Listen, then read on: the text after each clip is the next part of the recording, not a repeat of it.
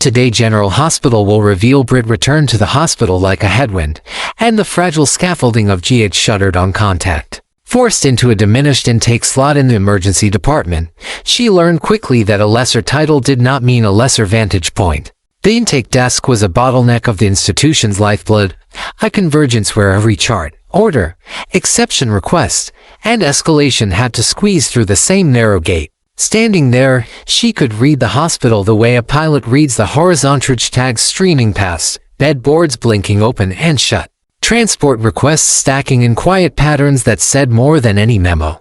Her argument with Elizabeth was a symptom, not a cause. The balance of authority had shifted while she was gone. Liz now orchestrated nursing resources with the blunt pragmatism of a head nurse. Portia managed a portfolio of administrative leverage that once buffered Brit's ambitions. Terry held the last key to clinical sanction.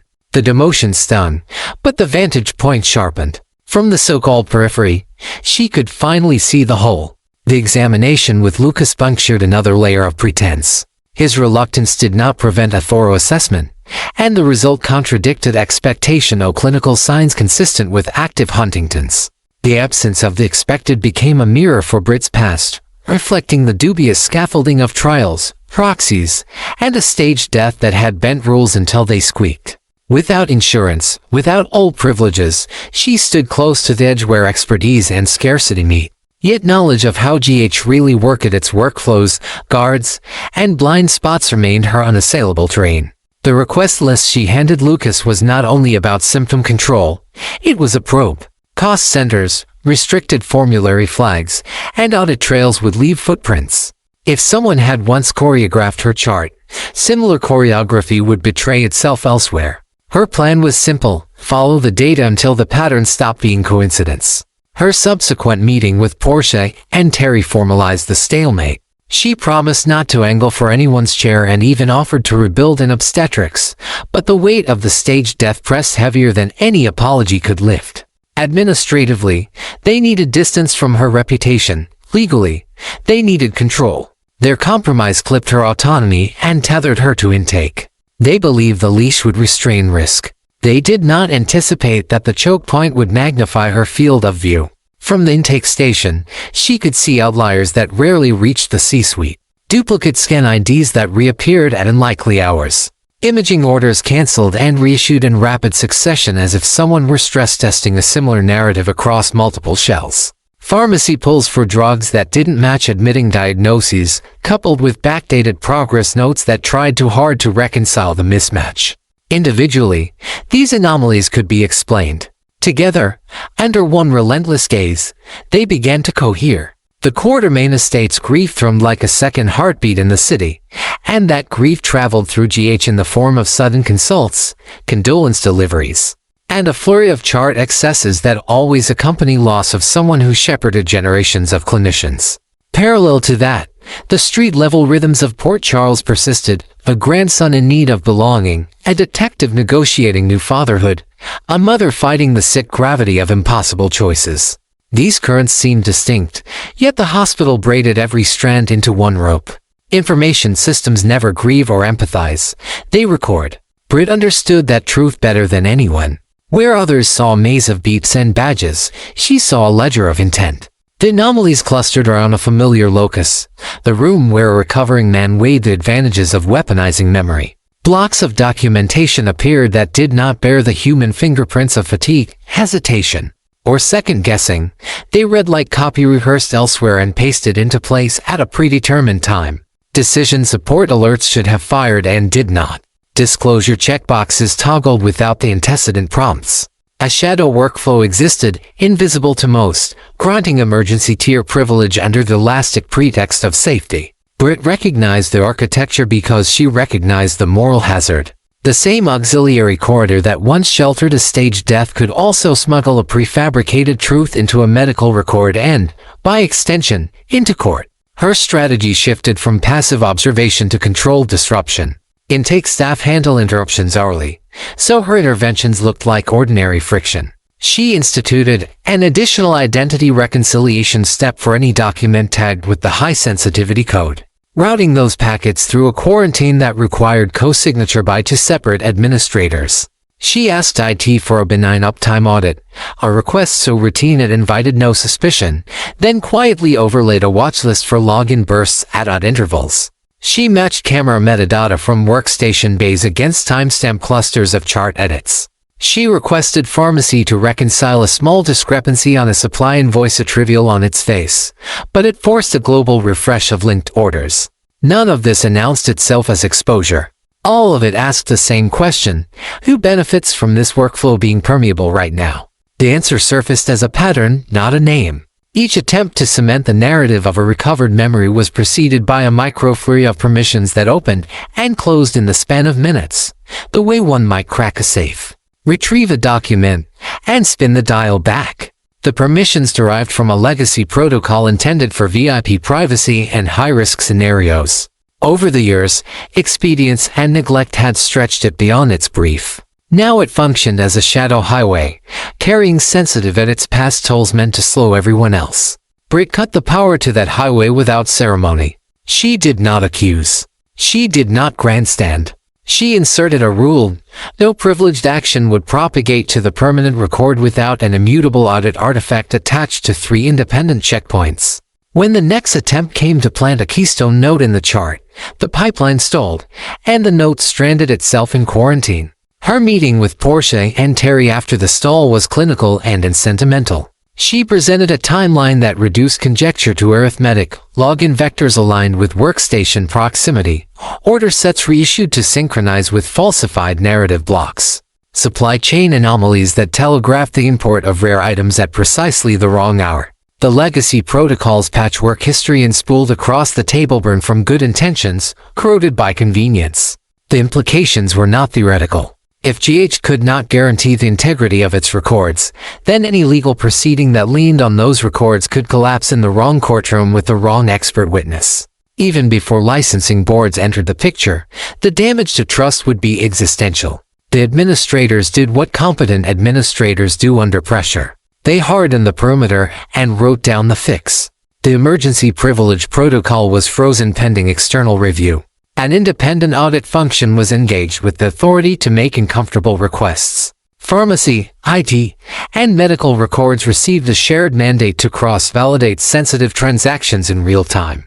None of this was dramatic. The drama existed only in the silence that followed, when the anticipated keystone note never arrived.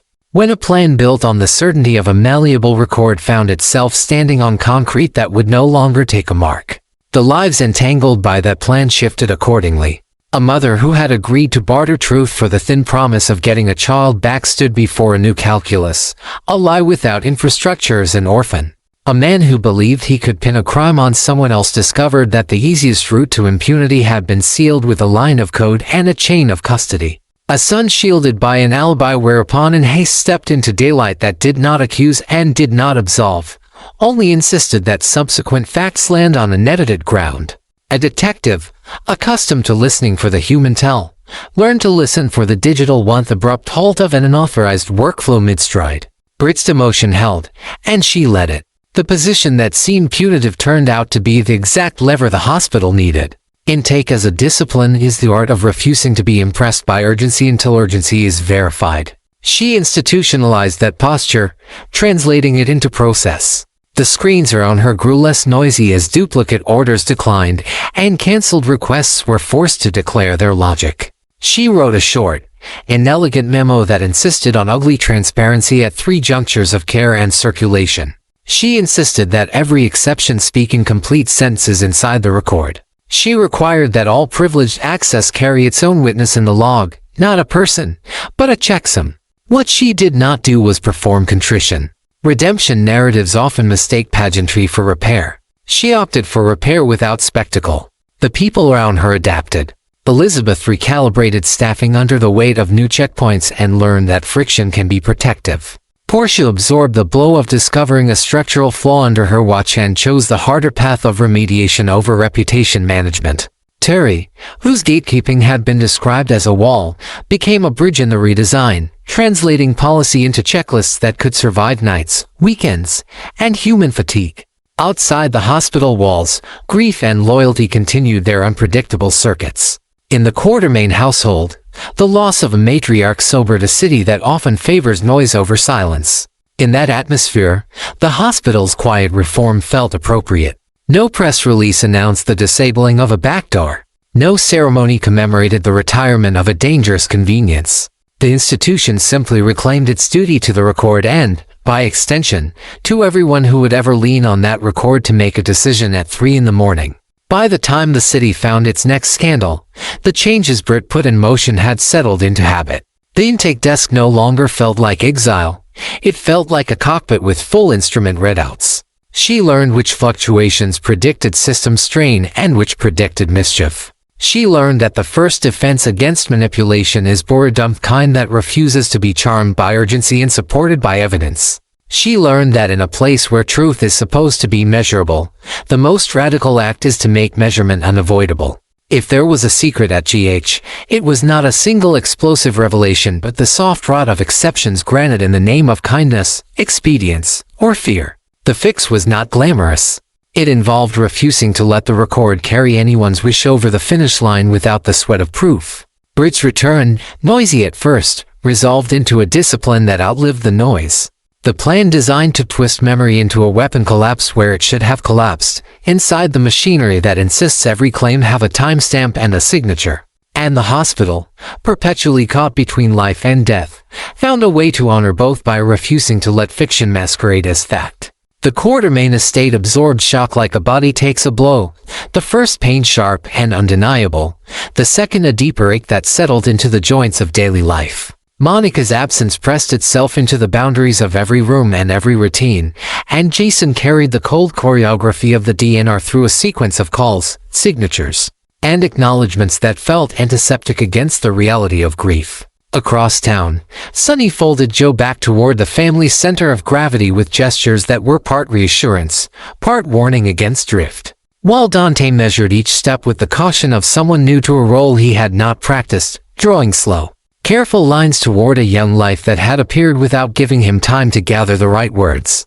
It all looked, at first, like separate circuits pulsing on their own terms. Yet the city was a small organism with one central nervous system, and the hospital remained its reflex arc. Every secret eventually moved across a scanner or a keyboard. Every deception shed a microscopic trace somewhere between a barcode and a timestamp. That inevitability drew the separate arcs back into a single current and carried them toward Britt. She let the current speak in its own language. Quiet hours at intake were never truly quiet. They carried a different kind of volume, the kind made of screensavers blinking awake and badge readers chirping at inconsistent rhythms. She tracked those rhythms against the unusual sequences she had started to catalog. Jacinda's sudden utility as Michael's alibi traveled through the system not as gossip but as metadata. A high-confidence ID verification request hit the server inside the same window Dante had set aside to verify whereabouts. And the server acknowledged it with a neat block of green across the monitoring dashboard. Minutes later, a specialized pharmaceutical shipment slid into the log with a timestamp that should have been insignificant, except that an operations assistant had noted a curious network hiccup in the same window.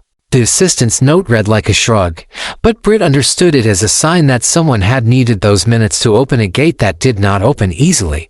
In the recovery wing, the wording of nursing notes took on a suspicious polish.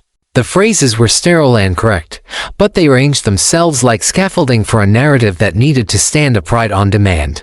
An emphasis on the unpredictability of traumatic recall appeared in predictable intervals, as if cued rather than observed. That cadence announced intent. Britt knew intent when she saw it, because the same cadence had once provided cover for a performance that declared her dead before she had finished breathing. The line between medical documentation and authored fiction thins where fear and ambition intersect. She watched that line for fraying and found more than one loose thread. Willow's desperation was easy to trace without judgment. The data did not capture her private arithmetic, only the sharp turns it forced. Authorizations moved through systems more quickly when the outcome promised to draw her child back within reach. Drew's movements, on the other hand, wore the particular efficiency of someone who had decided that the shortest distance between two points was an engineered memory. It was a choice that moved like a wedge through clinical safeguards, prying apart layers meant to keep patients safe from narrative tampering. The wedge showed itself in repetitive tasks that did not repeat elsewhere. A test order cancelled at an odd hour and immediately reissued with an adjusted justification. A consultant's signature applied within seconds to documents that should have required a physical review. A permissions bundle opening and closing in a tight cluster right before a new note was committed to the chart. None of that required a confession to interpret. It required chronology, proximity, and motive set side by side until coincidence ran out of room. Chaos in the emergency corridor created a kind of cover, and Britt used the noise the way a surgeon uses a drape, isolating the field that mattered. Liesel collapsing into Nina's arms pulled attention in predictable directions. Britt pivoted away from the performance of crisis to the mechanics of cause. She assembled a gridded timeline that stretched across departments, placing Dandy's contact with Jacinda alongside Michael's transit gaps, laying them over the cancelled then reissued orders in Drew's record, and pinning the series against IT's entry about temporary privilege adjustments. The fit was too tidy to be accidental. She saw the imprint of a backroom editor who believed in the power of careful timing and relied on a hospital's habit of trusting its own processes to disguise the manipulation. A small financial artifact confirmed the architecture. A transfer marked for medical consulting sat in a ledger with an innocuous code, but the receiving entity's identifier matched a shell name she had seen before. Parked next to paperwork for rare drug acquisitions in a prior crisis. Most readers would have treated the overlap as incidental. To Britt, repetition was doctrine. The same hands rarely stop at one use of a convenient loophole. The payment did not name an author, but it named a method, and methods can be restrained even when people refuse to be. The solution executed itself in steps that looked ordinary on the surface. She created a rule at intake that any document flagged as sensitive required a two-party integrity lock before it could travel to the permanent record. A lock that generated an independent checksum stored in a silo the legacy protocol could not reach. She asked auditing to extend their sample window under the pretext of seasonal volume, knowing the extension would throw a net over the log in bursts clustered around suspect edits. She rerouted certain identity verification calls through a redundant server, adding a half-second delay that would reveal if scripts were being used to push edits during known watch gaps. She implemented a brief, mandatory reconcile for pharmacy inventory the moment a specialized shipment posted late, forcing the system to backfill provenance where the shadow workflow preferred blank space. None of these changes named a culprit. They named standards and insisted on them. When the pipeline for Drew's Keystone memory node attempted to reconstitute itself, it struck the twin locks and stalled. The note did not disappear, and that mattered. It froze where a review could examine it without contaminating the rest of the record. In that freeze, the hospital regained a small portion of its immune system. Portia and Terry stepped into the hold with an easy clarity of administrators learning that a convenience once sold as safety had mutated into a vulnerability. Britt presented the timeline without effect and explained the legacy privilege pathway with the detachment of someone who has made peace with the necessity of boring solutions. The implications were stark. If one case could be shifted by invisible edits, then any case could be questioned. And the ground under the hospital's legal posture would give way when the wrong lawyer asked the right sequence of questions. The corrective plan grew out of that awareness. The legacy pathway was suspended and placed under external review. A real-time cross-validation protocol linked IT, pharmacy, and medical records with a standing requirement that any sensitive change carry its own inspoofable audit artifact. Intake absorbed a new discipline that treated urgency as a claim to be verified rather than as a reason to waive the rules. Staff learned to accept micro-delays as the cost of integrity, and the system itself learned to resist friendly frauds committed under the banner of expedience. The personal consequences followed a quieter vector. Willow confronted a future that had been constructed around an infrastructure of accommodation, and when the accommodation evaporated, so did the certainty that a fraudulent memory could return something precious without taking something essential in exchange. Michael found his path abruptly and complicated by a trap that no longer had a floor. Drew faced the physics of an altered environment where the record refused to serve as a weapon. Dante marked the change in the absence of a next step he had been bracing to take. And in that absence perceived how much investigative work is actually done by resilient systems rather than singular heroics.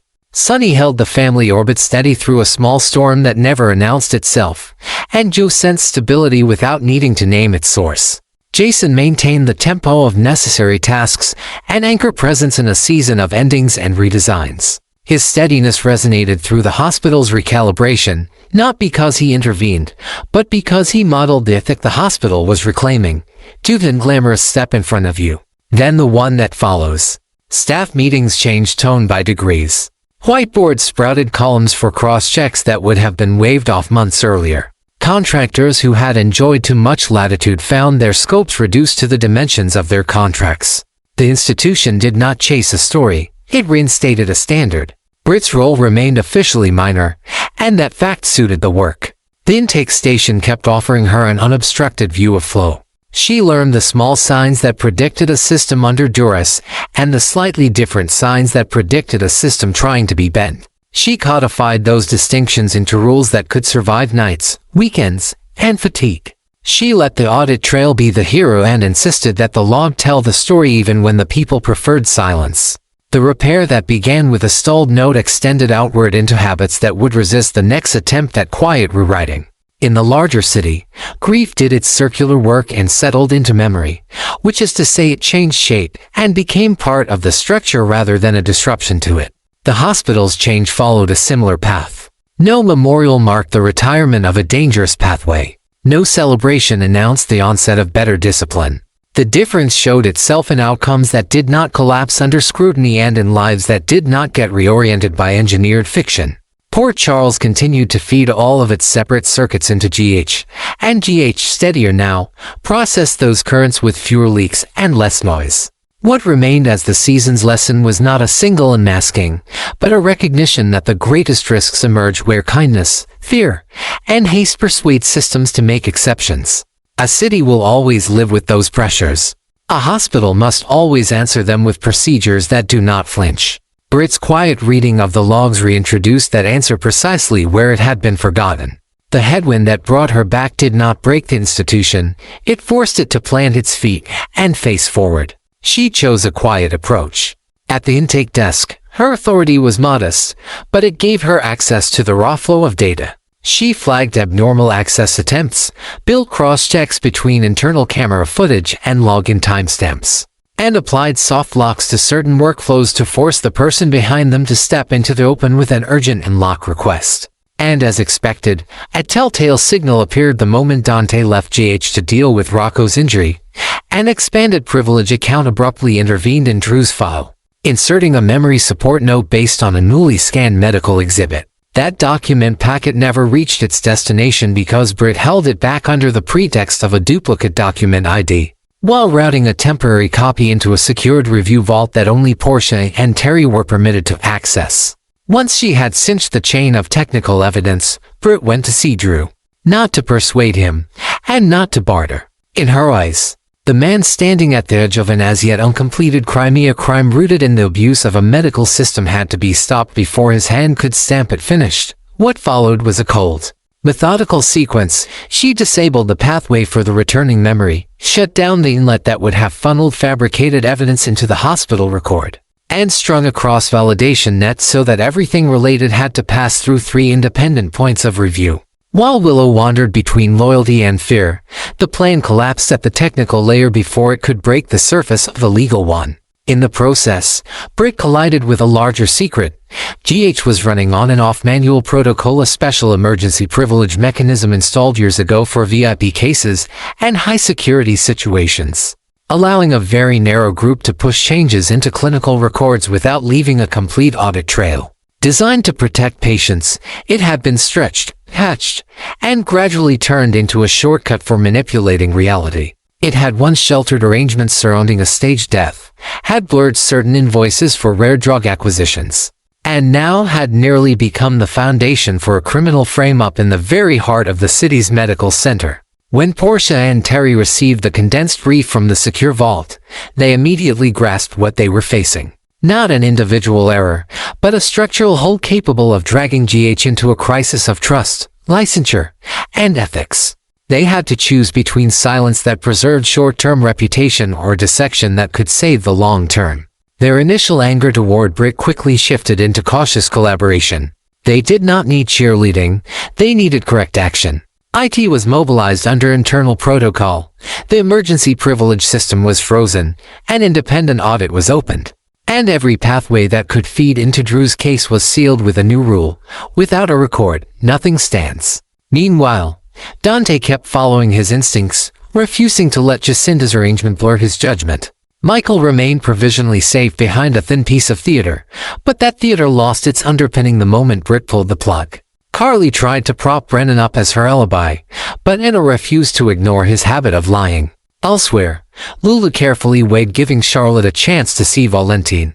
And that private-seeming decision incidentally altered the timing of certain account logins because every privileged visit request had to pass through the same gateway that Britt had locked down.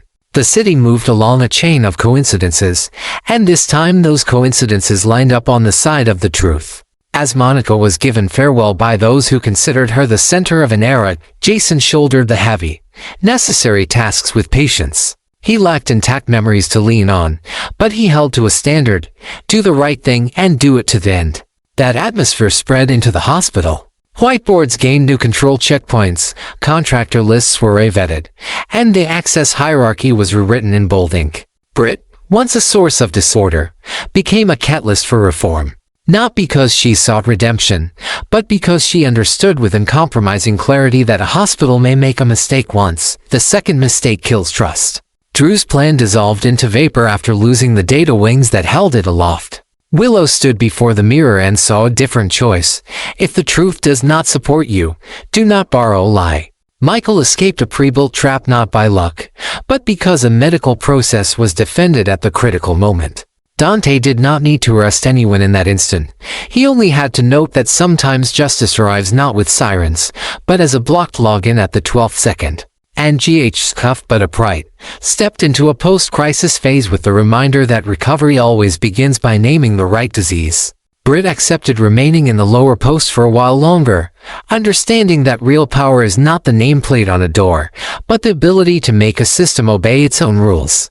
She refused pitying looks and did not ask to be praised. She quietly kept watching the data streams, snuffing out small fires before they could become conflagrations. And in the shadow of an approaching funeral, as Port Charles gathered to honor an emblem, the hospital place that has witnessed countless thresholds of life and death stood a little straighter for having reset the loose brick underfoot. In the end, GH's great secret was not a single conspiracy, but a habit of looking the other way, compounded into a side door that anyone bold enough could slip through to rewrite the truth. Britt locked that door. Portia and Terry chose to keep it sealed, restoring it to its proper place in the procedures manual so that no one could invoke emergency again as a license to tamper with justice. Drew faced his own chain of consequence gate, unspectacular, but persistent kind of consequence as a hospital, via paperwork and controls, knows exactly how to apply. And Port Charles, after one more turn of the wheel, learned an old lesson: when the data is honest, people have a chance to find their way back.